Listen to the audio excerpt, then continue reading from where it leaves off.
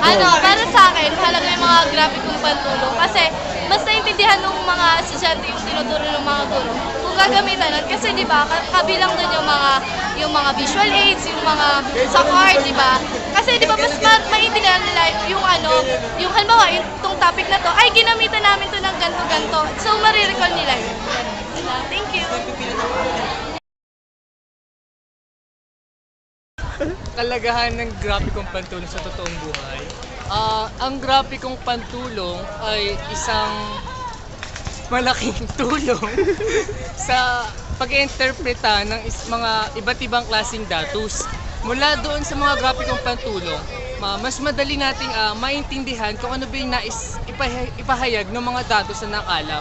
Halimbawa, kung sino ang nanalo sa isang eleksyon.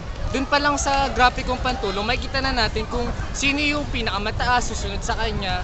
So yun, sa gamit ng mga graphicong pantulong ay mas napapabilis at mas naintindihan ng isang mambabasa kung ano yung nais ipresenta ng mga datos ng isang nagpapahayag. Ang isang graphic organizer ay nakatutulong sa mga mag-aaral para isa-isayin yung mga kaalaman na meron sila. Magiging gabay nila ito para meron tayong tinatawag na top-down at bottom-up na proseso na kung saan sa tulong ng graphic organizer, hindi magiging generalisado agad yung pagtingin nila o pangkalahatan agad yung tingin nila sa isang aralin.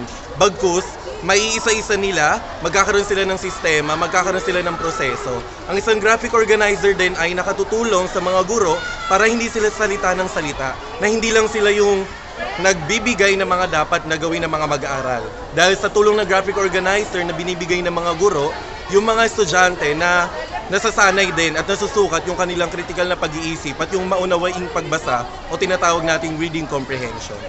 Bilang paglalago, ang graphic organizer ay isang maganda at epektibong pamamaraan tungo sa mapanuri at maunawaing pagpapahalaga sa isang panitikan o araling inaaral.